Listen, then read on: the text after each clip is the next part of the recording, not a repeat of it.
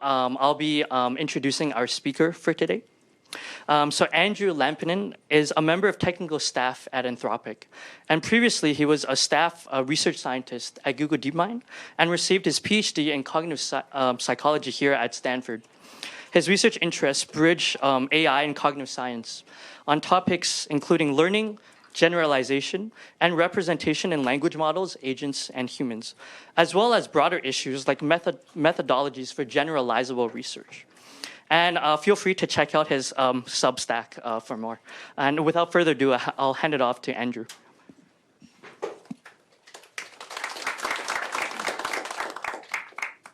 So I think a question that's motivated a lot of my work over the years is the question of what computational principles are shared across natural and artificial intelligence. And that's a question that I want to touch on in this talk, even though this is a class about transformers or a seminar series about transformers. And in particular, the question that I want to think about here is how do language models generalize from what they learn? And is there anything from that that could tell us something about how the systems of natural intelligence work, what the different ways that natural intelligences learn? And this work started from observing that there's kind of two different ways that language models can learn, right? This is probably not surprising to you. Of course, one way they learn is that over a large training corpus, we optimize the network's parameters in order to get them to encode some knowledge or some skills that we want them to have. But the other thing, one of the things that got people most excited about language models in the first place was their ability to learn from information in context. You can just put some examples of a task or some facts or some documents into the language model's context, and the models can use that information to learn new things, sometimes even to learn new languages or do fairly sophisticated things like that. And the cool thing about doing sort of cognitive science on models like this is that we can do all kinds of controlled experiments that would be very hard to do on natural intelligences. Like, we can take novel information, we can put it into these different sources, and we can ask how the system uses that information to make predictions in a response to further questions or tasks or so on. And the kind of experiments I'm going to tell you about today come from doing this kind of work. And in particular, I'm going to tell you about a series of works we've done where we found some pretty striking differences in how these models generalize from the information that's stored in their parameters and from information in context. And then after that, we came to studying several paths to bridge this generalization gap. And at the end, I'll come back to talk about these bigger picture questions about how these findings might relate to natural intelligence. And if you're interested, the things I'm going to talk about today come mostly from this series of 3 works on the generalization of language models from in-context learning and fine-tuning, latent learning, and improving latent generalization using test-time compute. Awesome. So let's dive in by talking about learning in parameters and in context. So the inspiration for this work really started from this nice paper, The Reversal Curse. Have you seen this paper? Heard of this paper? Not too many. OK. So this was a paper from Owe and Evans' group. And what they showed is that if you take a language model and you fine-tune it on some facts in one order, like you tell it, Daphne Barrington is the director of a journey through time. If you then test that model on a question like, who is Daphne Barrington, the model will do quite well. But if you ask it the question in the reverse, that forces it to reverse the relation, like who is the person who directed a journey through time, the model has quite a hard time answering that question.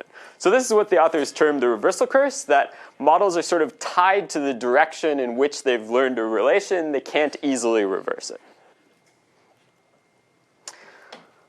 But the thing that surprised us about seeing this work is that if you try this kind of experiment in a chat, for example, the models are perfectly fine at it. Like if you give them some made-up fact, like Z-packs are bigger than quarples, then quarples are smaller than Z-packs. This was actually, well, this is a reversal. And in a paper we did earlier with much simpler language models, this was our easy baseline condition that all the models were basically at ceiling at. And so this made us ask the question, is it possible that the way that models generalize from information that they encounter in their context is different from how they generalize from information they've stored in their parameters? And this would be kind of an interesting finding because there's actually a lot of theoretical works that have argued that in-context learning is basically doing some form of approximate gradient descent, at least in settings where gradient descent is the optimal thing to do. So the question we asked in this first paper was, which generalizes better? A language model that's been fine-tuned on a new data set, or one that's got the whole data set in its context? So what we did is we took various data sets that contain, let's say, thousands of documents, hundreds of thousands of tokens, and we looked at different ways that we could teach the language model about this information. The first way is that you just take the data set, you fine-tune the model on it in the standard way. And the second way, now that we have fairly long context models, is that you can just concatenate that whole data set, tell the model, give the model sort of document separators, and put the entire data set in context. And then, in both of these settings, we're going to test how the model makes generalizations from the data in this data set. For example, reversals of relations, but also more complex kind of structures like syllogistic generalizations. Does that make sense? Cool.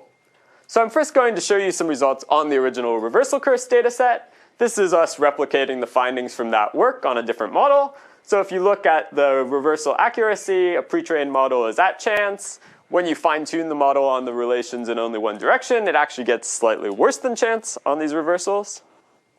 But if you just put the entire data set in context, the model is able to answer the reversals with 99% accuracy. So there's a big gap between the model's ability to generalize from information that's fine-tuned on and its ability to generalize that kind of information in context. We also tested other kinds of structures in this paper, for example, syllogistic generalization. So syllogisms, you might know from classic logic, are these sort of like sets of like two propositions, like all ZAMP are SNAF, no SNAF are PLUSK, that logically imply a third proposition, like no ZAMP are PLUSK.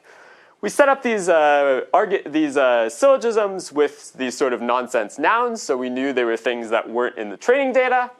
And we just looked at, if we train the models on documents that contain information like this, will they be able to generalize to the logical implications of those things? And here again, we see, well, pre-trained models are at chance because these are all made up facts. If we fine-tune models on these kinds of documents, they do get a little bit of above chance generalization to the held out tests, but not very much. And in-context learning, where we just take the entire data set of thousands of these documents and put it in context, is actually able to generalize better. So these are two examples of how in-context learning can generalize better than fine-tuning to certain kinds of tests. Of course, it's natural to ask why this is, and I think the answer is that there's actually a lot of structures on the examples of these structures on the internet in the training data, right? People reversing a relation in a document, in an essay, in a logical argument, of course, is actually a pretty common thing. And so it's natural for the models to learn how to use these kinds of structures in context. But then the question is, of course, why don't they learn how to generalize them appropriately from fine-tuning? Well, a natural possibility that occurred to us was that maybe it is something about fine-tuning itself. Like maybe the models don't really learn that much in fine-tuning. Maybe if we pre-train them from scratch, the models would be able to generalize these kinds of relations more appropriately. So to test that hypothesis, we took a small language model, one we could train from scratch, and we created a large data set with 20,000 relationships. With most of them, the reversals were trained, but 1% of them were held out. And the way this data set looked was there was some sort of prefix data that was just filler, basically, for data diversity. There's some trained relations that are like X contain Y, for example. And there's also some in-context learning training sequences where you get a forward, like W contains Z, and then a reverse, Z are the subset of W. And what we did is that we held out a few of the reversals, like Y is a subset of X, and we just tested how well the models were able to generalize to these. And what we find is that if you test the model's memory for the trained relations, even in a new context, they do very well. If you test their ability to take one of the trained relations for which the reversal was held out and reverse it in context, they also do perfectly at that, but they still get absolutely zero generalization to the reversals. So this is really not just a phenomenon of fine-tuning, it's something more fundamental about how the models generalize from relational information in their training data. And it's not just about reversals. We looked at other kinds of structures too, like this sort of codebooks data set where the model is trained on information about how to encode different kinds of information in different, you can think of them as different languages. And then we give it examples of using some of the encoding words from each language, but not all of them. And then we test its ability to use the other encoding words that it hadn't seen used in training. And again, in this kind of context, we find that the models are able to recall the information well. If the information is in context, they're able to use it flexibly, but they're not able to put those pieces together in order to generalize to the held-out tests. Yes, there's a question. When you say no context, you just prompted to like translate the unknown thing, relying on the word knowledge in the model. Correct, yeah. So basically an example of the no context sequences are like this. So we say like codebook 1, so that sort of tells the model which codebook it should use. And then we give it the sequence to translate, and we test how well it generalizes to the test. Like partially it knew some and partially it didn't. I don't think we have any examples of that in the paper, but I think it would basically get the ones right that it knows and the ones wrong that it doesn't. I should say that like we do. This is not shown on this graph, but we do have like tests where there's like known known encodings, but in like novel sequences and stuff, and it generalizes well to those. So it's not just that; it's like totally overfit to the trained data set. Yes. Other questions? So a quick question for the interesting experiment from the last slide. So I'm wondering if you're trying to also gradually increase the percentage of data that has reversal and see where do you get to the breakpoint. So basically, is it enough to just have 5%, 10% of examples with those reversals? You mean for the in-context learning part? This is pre-training, right? Or Yeah. Yes. Yeah, that's a good question. Yeah, we didn't try exactly that. I think like it's the answer will kind of depend on other features of the data diversity, because I think it's kind of like about we've seen this in a lot of other work. It's sort of about the relative diversity of where you see reversal examples. Like you have to have a certain minimal amount to learn how to do that kind of structural processing.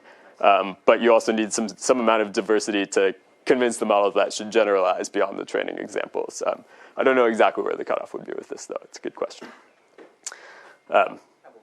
Yes? Did you always encode these propositions in English? Did you try doing it in a more formal calculus? Is there any ambiguity? Maybe it was queuing on. Yeah, great question. So for these models that are trained, for the experiments on the pre-trained models, we always did things in English. For these experiments where the models are trained from scratch, it's all token. The model doesn't know anything about English or any other language because we're training it from scratch.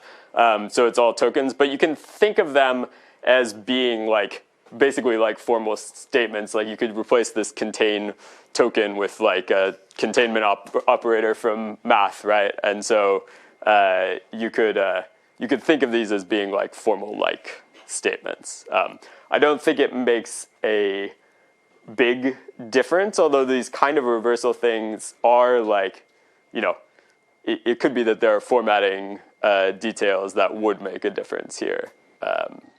Did you see the same behavior across different model architectures or just different models, different popular? Yeah, so that's a great question. So the short answer is like, it depends.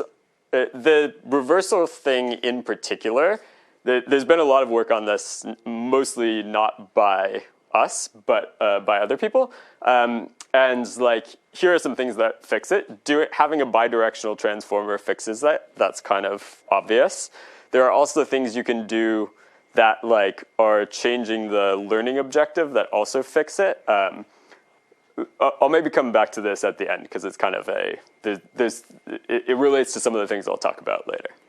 But yeah, it's definitely not architecture independent, but it is pretty systematic feature of architectures that do causal next token prediction without doing some sort of trick to avoid it, I guess I would say. Cool. Awesome. Cool. Let me move on.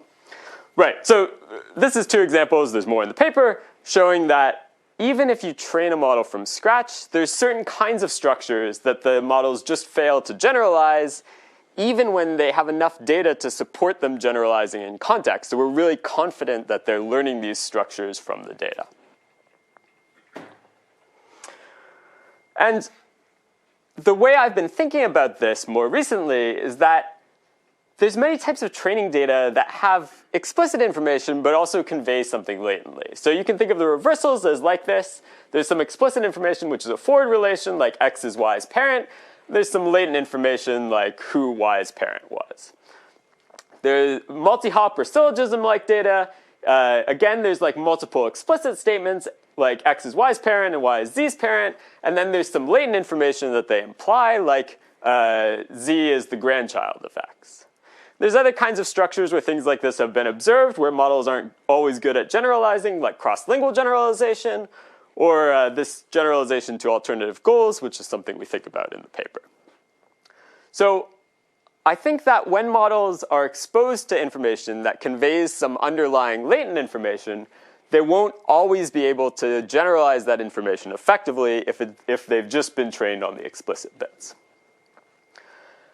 And what I think, so to try to sketch this out in a different way, if you think of the training documents, when we do parametric learning on the model, when we train information into its parameters, it consolidates information that integrates across a lot of documents, but it's a bit more tied to how that information was explicitly conveyed in the documents.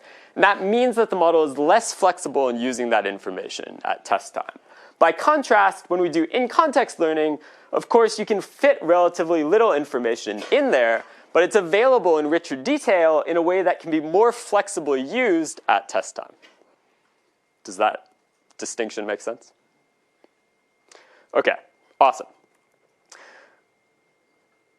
Yes, and I do want to convey, though, that this consolidated information is important for the model's generalization, right? It is very much the parametric information that's allowing the models to learn how to use information more flexibly at test time.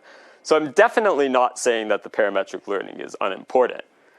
And indeed, the way that I think about this is that in-context learning is better at using specific pieces of information flexibly, but parametric learning is better at extracting statistical structures that are common across many different documents. And those include the structures that support flexible in-context learning and the structures that support other kinds of generalization. And if you're interested in that, I think you can see some nice examples in this paper. Deep sequence models tend to memorize geometrically. I don't agree with everything in this paper, but I think it shows some nice examples of how statistical learning across many documents can extract a statistical structure that is actually harder for models to use in context. Cool. I'll show you one example because I think this is actually an important reason that these sort of like failures of latent generalization are not so obvious unless you do controlled experiments. And the example works like this. So language models often generalize better than 0% in practice, right? And this sort of like latent generalization story would suggest that they're really missing all the latent structure in the data. But so for example, if we train models on something like our syllogism tests on statements like all birds have wings, eagles are a type of bird, and then test them on the statement eagles have wings, that would probably be a hard generalization for them to make from their parameters, easier in context. But if, as in natural training data, the model would get lots of other examples of words that sort of tend to co-occur together, like eagles fly, and pigeons are a type of bird, and pigeons have wings, and pigeons fly, and hawks are a type of bird, and hawks have wings, and hawks fly, then suddenly this test statement that eagles have wings might not be so hard. The models might be able to infer it from word co-occurrences alone. And indeed, this is what we find in some tests in these papers, that if you give the model enough statistical structure, it can skip the need for sort of like doing systematic reversals or syllogistic inferences and just generalize based on the word co-occurrences alone. So this is an example of how parametric learning can do types of generalization that work around its failures to do sort of more structured relational generalization. Does that make sense? That can go horribly wrong, right? Oh, yeah. Totally. So, Meaning this would kind of prove it would learn nonsense things. Just kind of word co-occurrences. correct. Yeah. So I think like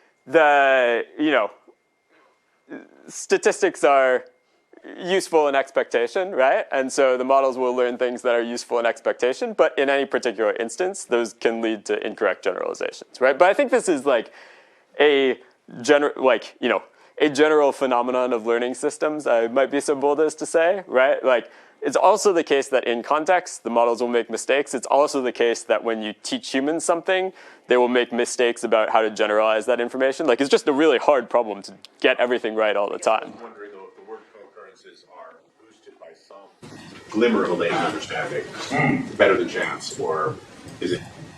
Well, so I do really think this is a legitimate mode of generalization, right? Just to be clear. Like, I think the model should be like integrating information across these examples to infer that, like, things that are birds and fly typically have wings, right? I think that's a legitimate generalization.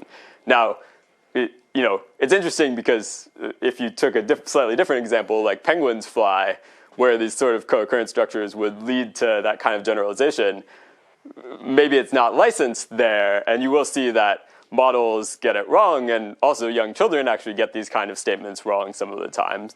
But as we develop sort of more refined understanding of the world, we can repair that. And I think it's very similar for the models. Like, this kind of statistical learning is helpful on average.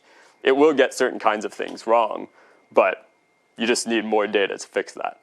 It's the short answer. Of course, the models might be able to do more sophisticated things in context or using other information sources or methods, etc. Does that make sense? Yes? We think of this as kind of about compression. Like when we see a statement in the forwards direction, that's useful because it's seen in the training set, but the reverse is kind of lost in compression parametrically. Yeah, I think you can think about it in that way to some extent. I think, like, it's tricky because at some level what I want to argue is that, like, I think there's a story which this kind of supports, that compression can be useful for generalization. But I think there's also cases where the compression loses information that's important for generalization. And I think that's what you're pointing to. So I think that's just an important tension to highlight, that, like, compression is maybe useful for extracting certain kinds of structure and making it more readily available. At the same time, if it's lossy, it loses information that might be important and that could be useful in some situations. Does that make sense? Awesome. Cool. So the question we're going to ask in the next section of the talk is, well, all right, so maybe statistical structures could allow the models to generalize in some cases. But are there some ways that we could get the models to generalize even when there aren't such statistical cues? Is there some way that we can really get the models to learn the latent structure or to generalize it? Cool. And I'm going to suggest 2.5 or 3 paths to doing this. So the first is a train time offline method, which is just that we're going to augment the training data using in-context learning, and then distill that back into the model's parametric knowledge. And the second is 2 sort of 1 to 2 online methods, which is that we're going to try to retrieve the information from memory at test time to make it into an in-context task. And in particular, we're going to look at both doing explicit retrieval from episodic memory or a kind of implicit retrieval that's learned via RL. So the first method is very simple. It was kind of the dumb first thing we thought of. And it's a pretty simple idea. It's just, if in-context learning generalizes better, let's see if we can use it to make those generalizations ahead of time and cache them for the future. So what we did is we took the data set, the model, we prompted it with the data set in context to generate reasoning traces that elaborate upon the documents, that fill in missing reversals or like make links between documents that aren't explicit in the data set. Then we add these new conclusions back into the data set and fine tune on this whole larger data set, the original training data and the augmented reasoning traces.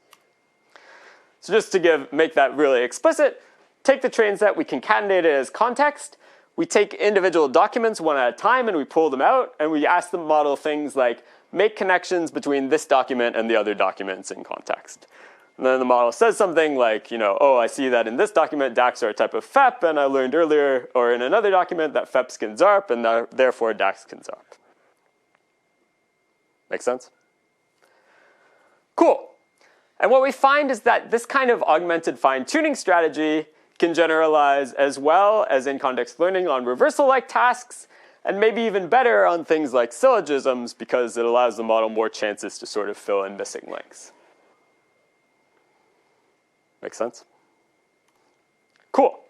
So one way to work around these kind of latent generalization failures is using in-context learning to augment the fine-tuning data, and that can improve the model's generalization. Now, I think there's been a kind of reaction against the idea of synthetic data discovering new knowledge, and I hate to throw my colleague Dave Fa under the bus because he's a very smart guy, but I like to take this screenshot from him, which says, I'm absolutely begging researchers to learn the data processing inequality. You can't discover new knowledge from synthetic data generated from existing knowledge. And I think this tweet is not wrong, but it's kind of misleading. And the point I want to make is that what we're doing when we augment training data is not that we're creating new information. The information is really there in the data already. It's just that we're taking information that's implicit, that's latent in the data, and we're extracting it out and making it explicit and easily accessible to the model.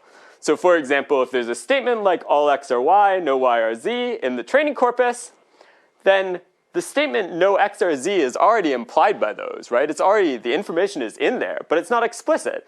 And when we do the in-context augmentation, we're taking the information out and we're making it explicit.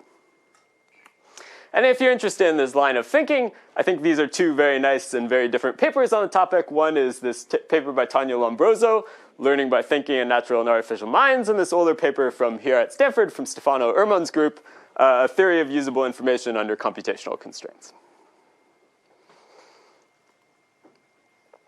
Okay. So we were excited about this for a while, and we put out a preprint on this topic.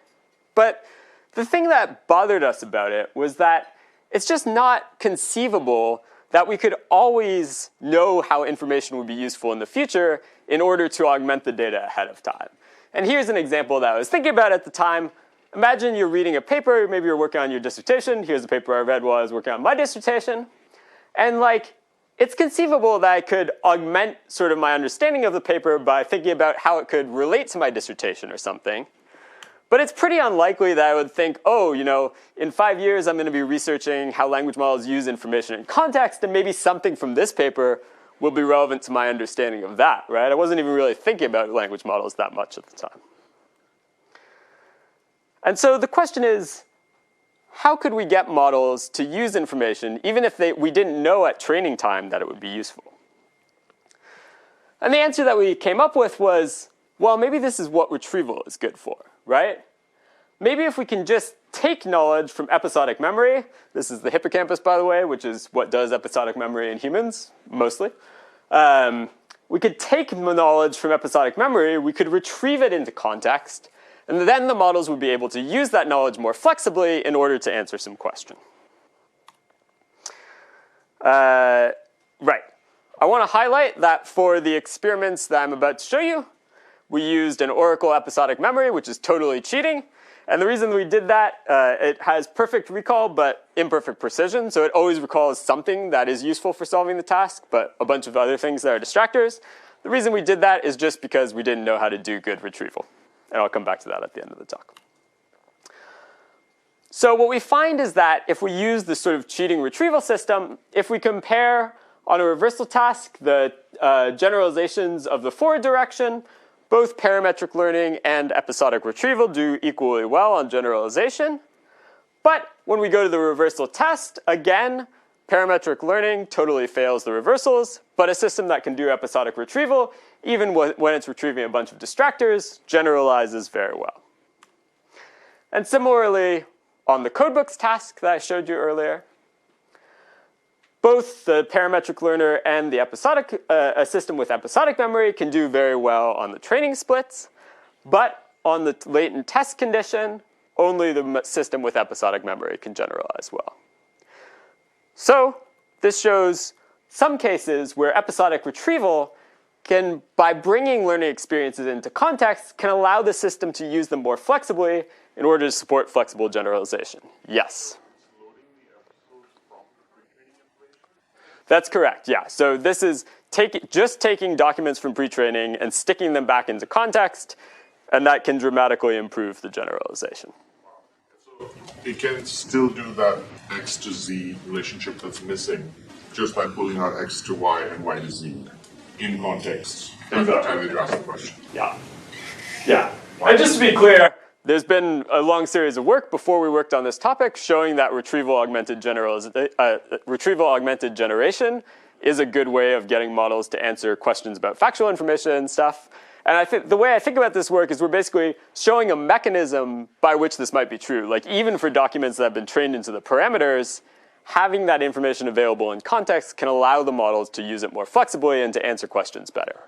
Would it be fair to say you can extract literal content from pre-training quite well, but just not relations?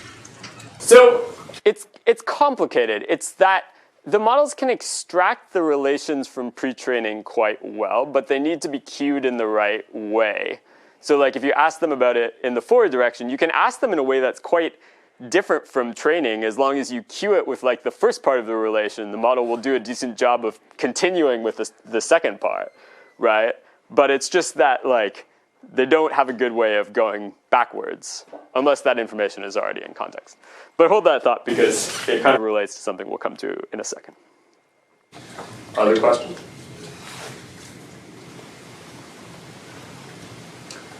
Okay, so we totally cheated on the episodic retrieval part there, but a natural question you can ask, as I was sort of alluding to, is whether the models could learn how to do this via reinforcement learning without needing to do explicit retrieval or augmentation.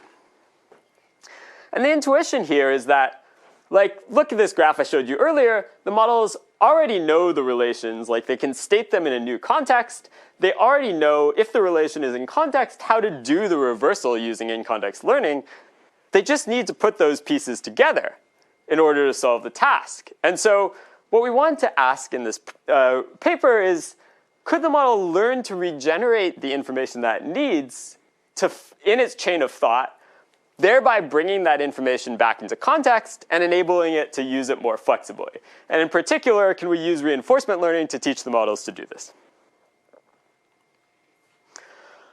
So the way we tested this is we took a model, we fine-tuned it on several data sets containing new information, different, completely non-overlapping information, even though I copy-pasted these documents here, so it looks like it's overlapping.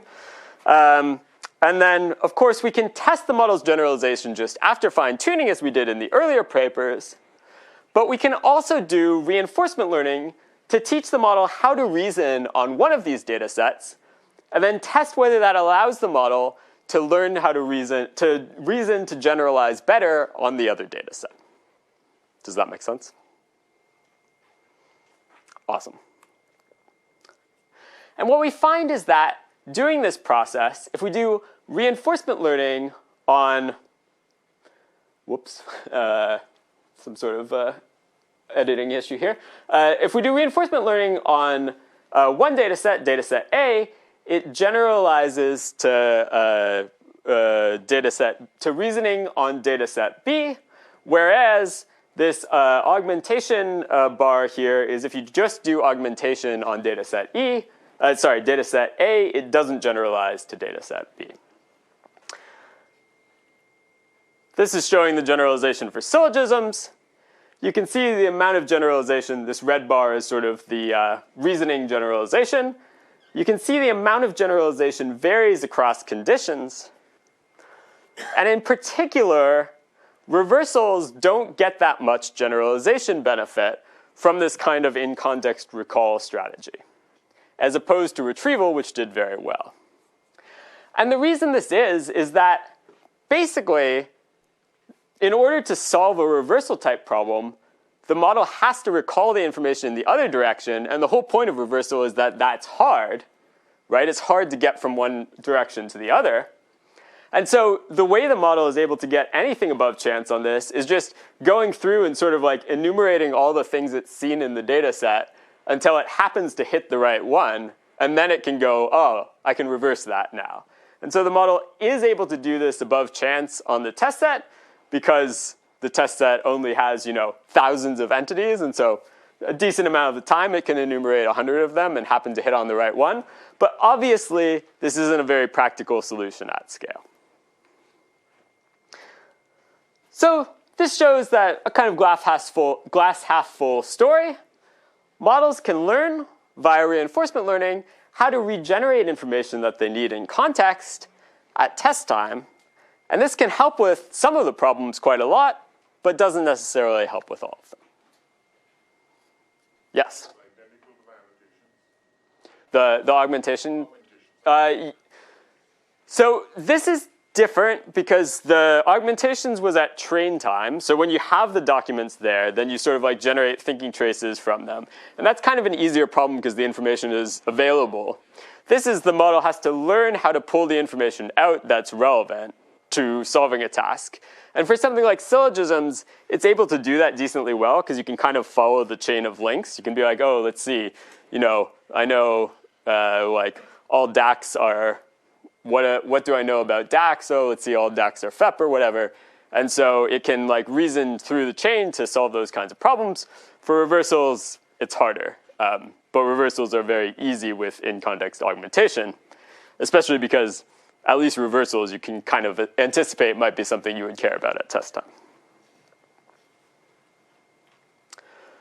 Cool. So I've shown you a few different paths to better generalization from leveraging in-context reasoning. The first is a kind of train time or offline path where we augment the training data in context and then distill those augmented data into the model's parametric knowledge.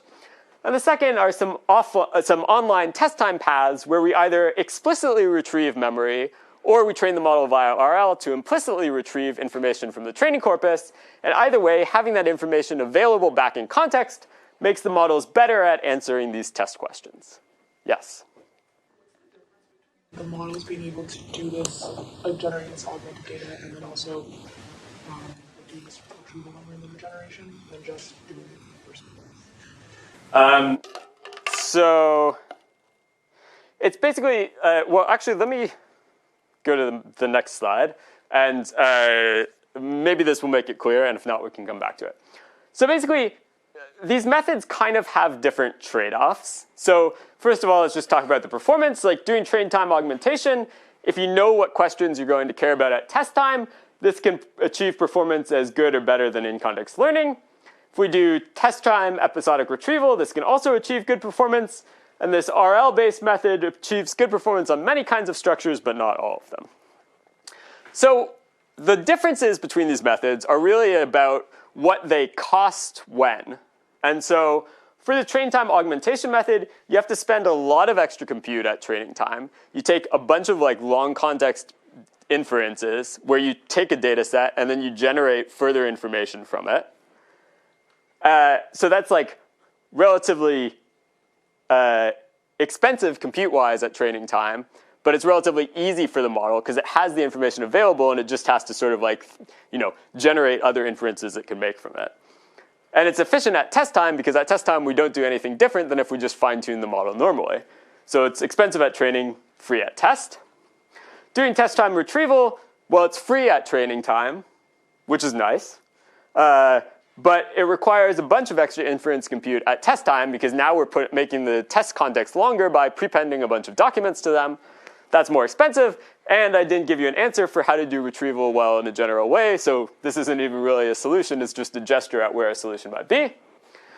This RL method it generalizes beyond things that we anticipated ahead of time we would need to augment for, along with this one, which is nice.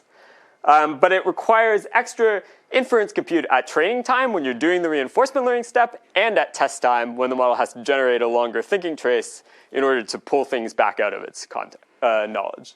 And so I would say, like, to come back to your question, this one is in some sense, well, these two are in some sense easier for the model because the information gets into its context somehow, and all it does is have to use it in the right way. Test time retrieval is maybe the easiest of all because it knows what question it's going to use it for. Train time augmentations, the model kind of has to fill in what are the ways this information might be useful in the future. Test time thinking is kind of like hard for the model because although it knows what question it's trying to answer, it doesn't necessarily know which information might be useful for that. And so it kind of, at least for things like reversals, it might have to like go through a lot of information to try to pull out something that would be useful. Make sense? Awesome. Cool. So in the last 10 minutes or so of the talk, what I want to do is talk a bit about the bigger picture of why I've been interested in these things and how it might relate to some findings in natural intelligence. So what I kind of told you at the beginning of the talk is that training data often latently convey more than their explicit content. And when you train a language model's parameters on these data, what it learns might be overly tied to what was explicitly conveyed there. And so the question that I got interested in while we were working on this is it possible that natural intelligence faces some of these same challenges? Like that the parametric learning that we do might be more tied to the explicit way that we've learned some information. And if so, there might be evidence that natural intelligence also uses these different kinds of strategies to bridge the generalization gap, doing things like augmenting our training experiences offline and retrieving relevant information online. And it turns out that if you look at the literature on the relationship between the hippocampus, which sort of does episodic memory in the brain, roughly, and the rest of neocortex, which does sort of more like parametric learning, roughly, you'll find that the relationship between them is pretty complicated. As this paper says, it's not a simple function of experience what the hippocampus replays. And you can find evidence that the hippocampus is doing things that kind of look like offline augmentation. Like it's doing sort of like preemptive replay of future problems that might come up, or that it sort of is like reorganizing our experiences in ways that might support generalization. And you can find some evidence that online replay is helping us to solve problems, or at least could be helping us to solve problems. And so it's possible that natural intelligence kind of takes a let's throw everything at the wall and see what sticks approach to solving these latent generalization problems by using both offline and online methods. And this, if you're interested in the sort of neuroscience of it, could provide an interesting and kind of different, I think, from other perspectives, perspective on why cortical and hippocampal learning are complementary, where again, the parametric learning is able to integrate information, statistical structures, for example, across many experiences, but episodic memory, by preserving specific experiences in richer detail, makes them more available for flexible reuse later to solve different kinds of problems. Cool. So coming back to the big picture question I posed at the beginning of the talk, what computational ingredients are needed for generalization? Well, what I want to suggest is that we need both consolidated information, like cached statistics, facts, and insights within or across experiences, procedures for reasoning about information flexibly in context, and we need episodic memory that preserves the experiences in rich detail, allowing access to information that we didn't realize would be important later. And you can kind of think of these things as being some of the functions of parameters in the language models on the one hand, and the things that we put in context for them on the other hand, at least with methods like retrieval augmented generation. Cool. So that's it for what I wanted to say today. I told you that training experiences contain both explicit content and they convey latent information that might be useful later. Language models might not reason over this effectively from parametric learning, but they can use it flexibly in context.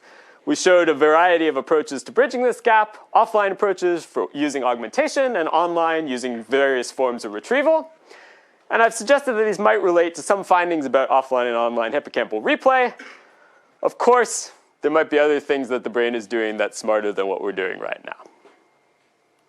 With that, I would like to thank all my collaborators, so especially Arslan, Sridhar, and Stephanie, who co-led various parts of this work, Martin, who played a big role in one of the projects, as well as Effie, Cody, Jorg, Alex, Diane, Razvan, and Jay. And thank you all for listening, and thanks to DeepMind for supporting this work. If you want more of my hot takes, you can follow me on these platforms.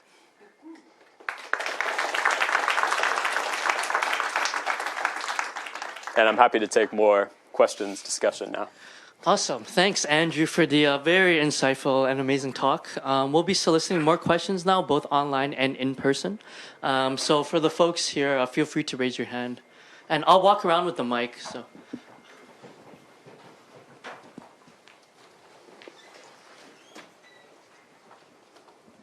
Thanks for a good talk. I was wondering, do you have any ablation study or sensitivity towards context size and billion of parameters, and also sparsity? And how do they kind of impact or influence your results? Yeah, great question. So for context size, we do have some experiments that bear on this. So I guess the short answer is that it's quite model dependent, but I can tell you that for the models that we used, they're like, they're pretty good at, like, if you give them just sort of like one piece of information in context, they will always get it right? If you give them like, hundreds of thousands of tokens in context, they'll get it right like a decent amount of the time. It kind of depends on the problem. But it also depends a lot on what the kind of information is. And so there's actually one of the ablations in our paper, we look at the reversal curse data set, and we just change every word in there to nonsense instead of the original things, which were sort of plausible statements about like this person directed this movie. And what we find is that the model's ability with the same data set in context, but just with the like names, for example, replaced with nonsense words, the model's ability to answer those questions goes down a lot. Now, that might be partly a like context length changing confound because the tokenization for the names is shorter than tokenization for the nonsense words, but I think it's too big an effect to be explained by that. And it's really that like, retrieval is content sensitive. The model's ability to like pull information out of context depends on how well it's learned in pre-training to pull information of that type out of context, and it's just better at doing that for like information about real entities, which comes up all the time in pre-training, than for information about sort of nonsense words. So like the answer is that the models are definitely sensitive to the context length, and that sensitivity depends on like the kind of information that you're asking them to retrieve. There was another, you asked about sparsity too. Parameters and sparsity. Yeah. Parameters, so I would say short answer on parameters is that larger models are better at this, like most things. Sparsity, you mean like mixture of experts versus dense models? I don't have any experiments that directly address that, so can't answer. I wouldn't expect it to make that much difference because usually the sparsity of the model is in the MLP layers, not in the attention, right? And it's really the attention that's modulating these in-context effects. But it could. Yeah, typically a sparse network is slower learning. Well, dense, you have redundant layers that you retrain to kind of learn new things easier. But there's a tension in that. I was just wondering what sort of assumption of sparsity that you use. I see, yeah. So most of the experiments I told you about, at least the like small model experiments, were done with dense models. It would be interesting to compare the sparse case. What often the job learning, which is closely related to RL, but it's not really RL. I find that sometimes when you're having these models who work and you're doing feedback, And they're learning from that feedback, but not really generalizing. In the sense, coming updating weights when you're learning and some episodic memory and ways of update that in real time. And what's the I know so of course I was trying to do something like that, but it's not real time. What do you think you're doing that scale? Yeah, so I guess there's like several questions there. I think like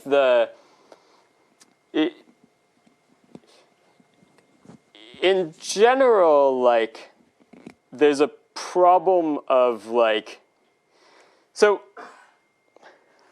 I'm going to step back and give a very big picture answer to this question. One of the things that people thought about why hippocampal and cortical learning in humans were complementary originally, which I think is still a very important part of why they're complementary, is that it's important for the cortex to, like the parametric learning system, to learn slowly, because that allows it to integrate information across a lot of experiences without having interference, and that's what helps the system to do this sort of like statistical generalization that is useful. On the other hand, you want to be able to, like, you know, if you're out there in the world and you like almost get in a car accident or something, you want to be able to learn from that one experience and not have to like see it 50,000 times in order for the statistics to finally catch up, right? And so episodic memory like stores the experiences very rapidly from a single experience, and then by replaying it over time, it can sort of integrate that with your other knowledge and your other experiences in a way that like preserves the nice slow learning properties of cortex, but gives you the sort of benefits of fast generalization. So indeed, with that analogy, you might think that if you just try to train the model's parameters from like one experience, like if you make a large enough update to the model's parameters in order to get it to really effectively incorporate that experience, like in a way that generalizes to other instances, you might actually damage some of the model's other knowledge in the process. And so what you need to do is maybe some way of like storing it explicitly and either retrieving that when you need it or like replaying it on the model to get it to learn that information over time.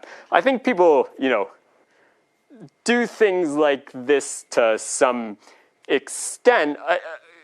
I suspect that the issues with model generalization are more about the models being too context sensitive in some sense in what they learn.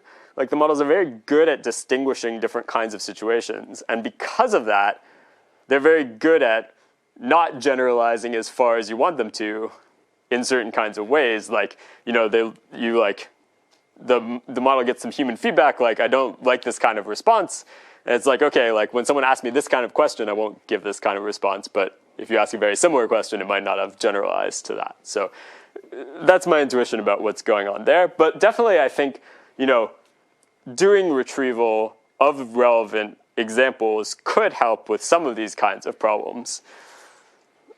It might cause other issues, though, depending on what kind of generalization you were looking for. Hopefully that answered it. What do you think of the fact that gets, you know, now local computer? Maybe they could contribute to this with generic learning after, let's say, after a month. They can have this network where they can, hey, I learned this. Maybe update the model, vanilla model. Yeah, I think there's like lots of interesting things to be explored in that space. When you compare the pros and cons of the three approaches, Yes. Sharing data augmentation, ICL and RL. Yeah. Sharing data augmentation was written that it achieves as good or better performance than ICL. So I wonder in which cases it's achieving better performance. Yeah. So the basic situation in which that happens is that like, so think about it this way. In the in-context learning case, the model basically gets like one thinking chain's worth to try to like hit the answer to the question, right? In the case that we did the in-context augmentation, we actually like have a lot of documents that we like ask the model to generate thinking traces from with the information and context. And so it's basically like it gets a higher number of reasoning traces sampled that could hit on the answer to the question. And so, for example, on the like syllogism tasks, we find that the models generalize or like do better on the syllogistic tests with the augmented fine-tuning than they do from the in-context learning. And that's my explanation for it, is that like you're getting the model to sort of like, by like generating more reasoning traces, it's more likely to sort of like chain together the right statements to make some kind of inference it needs to make.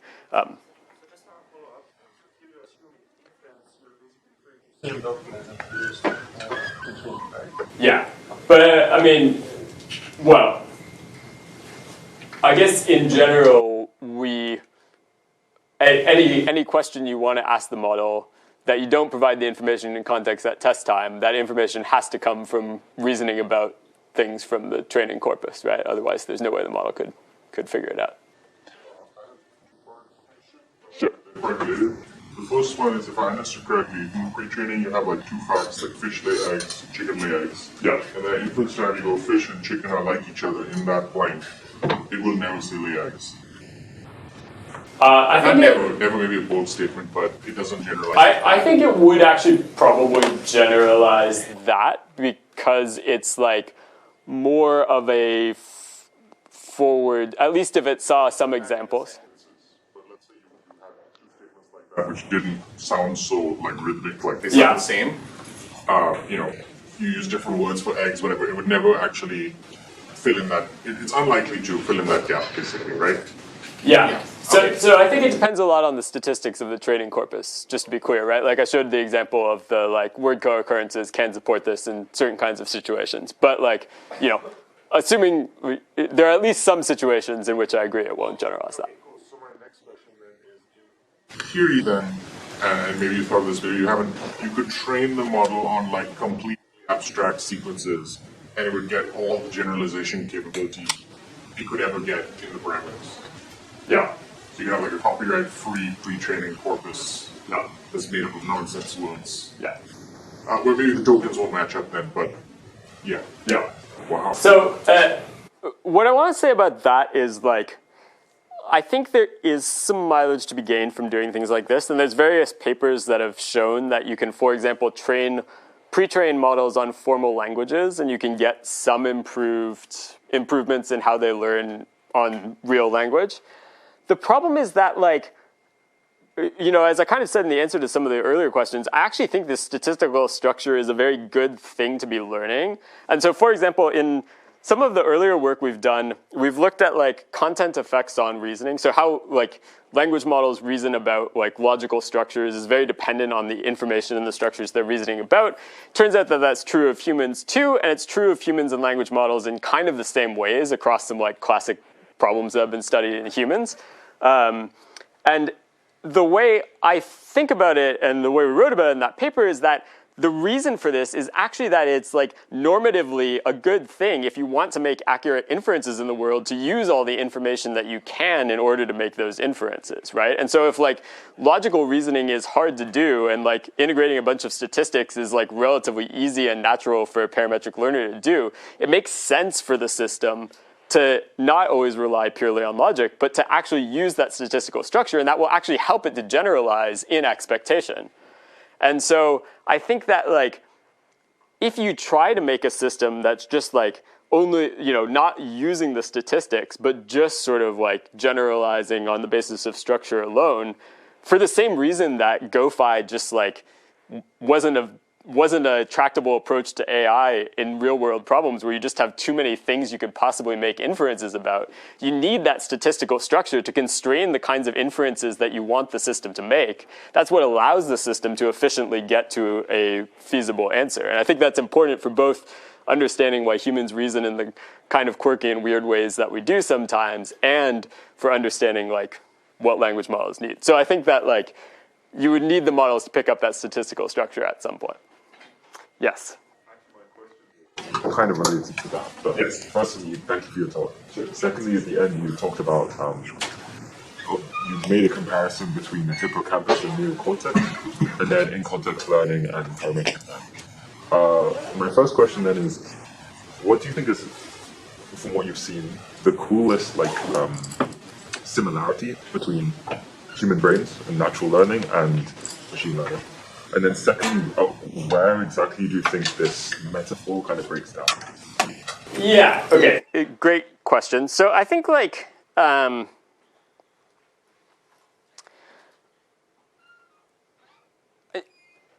going to say that there's been a lot of interesting work comparing language model, transformer style attention to hippocampal memory, not just our work, although this takes a different perspective on it. And James Whittington, for example, has done a bunch of work in this space. And I think that analogy is very interesting because at some level you wouldn't think at all that transformer style attention is doing anything like what we think of the hippocampus is doing, but it is sort of pulling information out from a long sequence of past states according to some sort of weighted similarity based lookup. And when you phrase it in that way, it's kind of some things that people have thought about the hippocampus is doing. And James Whittington, who I mentioned, has worked on this analogy quite a bit. So I think that is an interesting example of how you can have systems that are clearly at the implementation level completely different. Whatever the hippocampus is doing, it's definitely not doing transformer style query value attention, right? But that turn out to have some kind of similar computational properties in some ways that can make one system a good model for another. So I think that's just cool as a example of the kind of separation of computational and implementational levels in doing cognitive science, for example. Yeah, maybe I'll go with that as the answer to your first question. Where the analogy breaks down, well, I already kind of said the implementation is obviously the place it breaks down. But the other place that I think it breaks down more is that let's imagine that you had yeah, it's kind of complicated. But I mean, basically, you can't fit a whole lifetime of experience into a language model's context, right? That's not tractable. And yet the hippocampus in combination with the cortex, because it turns out there's actually quite complicated interactions, and the hippocampus isn't really storing episodic memories for your whole life, certainly not independently anyway. But the hippocampus is able to preserve a much larger array of information.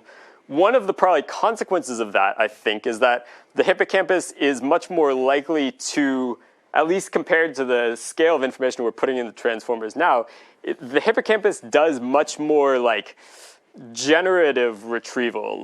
Most of the, you may have seen some of these stats that many things you remember as episodic memories didn't actually happen, a non-trivial percentage of them didn't actually happen. And you've just sort of constructed that memory, and then each time you sort of think about it, it becomes a stronger encoding of that memory. So there's a lot of confabulation of the hippocampus that does happen with in-context learning too, but I think on the scales that we have, it's maybe a lower rate actually than it is for the hippocampus. But the flip side of that is that I think that perhaps the generative nature of the hippocampus is more flexible in some ways than transformer attention is, or is able to do some sort of more sophisticated kinds of generalization. And so those are a few different ways that the analogy breaks down, I think. Maybe I'll go to you since. A behavioral constitution for AI with purely with the system prompts. I was wondering for behavioral reliability, do you think context will ever match the pre-trained parameters? Yeah, it's a good question. I think it depends on what you mean, because I think usually when people think about a constitution, for example, shaping a model's behavior, it's you want this model, when it's placed in any new situation, to behave in accordance with the constitution, right? And the kinds of experiments I showed you are things where the model gets a bunch of consistent information in context and then is able to use that effectively. I think the models have a much harder time when they have inconsistent information in context. For example, if you have a constitution that says one thing and then you have a user that's like demanding you to do another thing, like, no, my grandma's dying and I really need you to hack into this computer so you can, help me to help her. Like, it's harder for the models to sort of reconcile those different sources of information.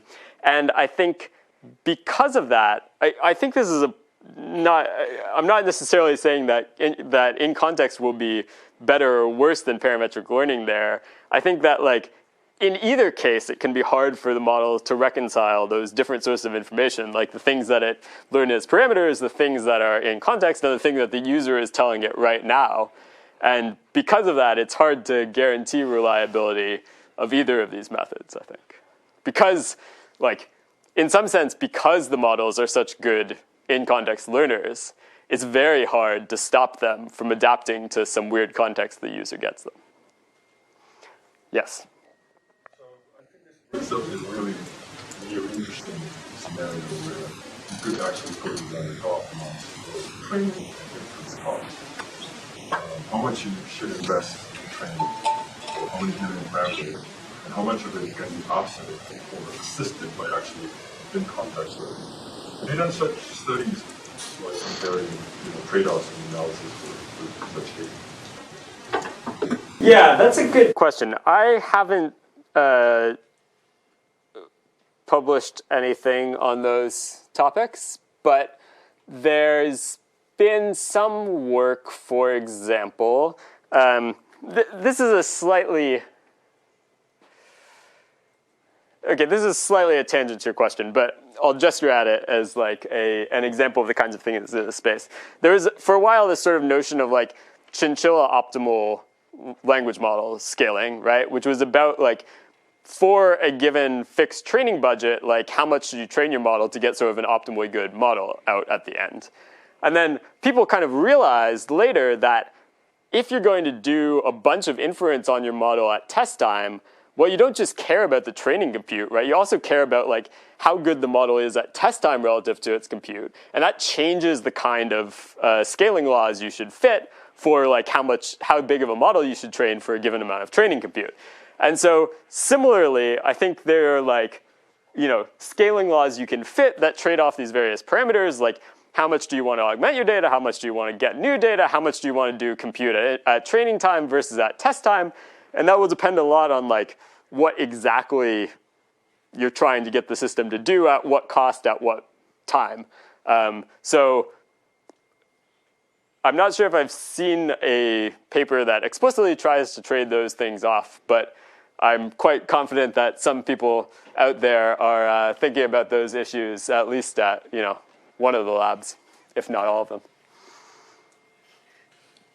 Yes? So you talk about offline augmenting the training data. Did you look into like that, lifting yourself up from your own bootstraps, right? Making the model better without much information. Yeah.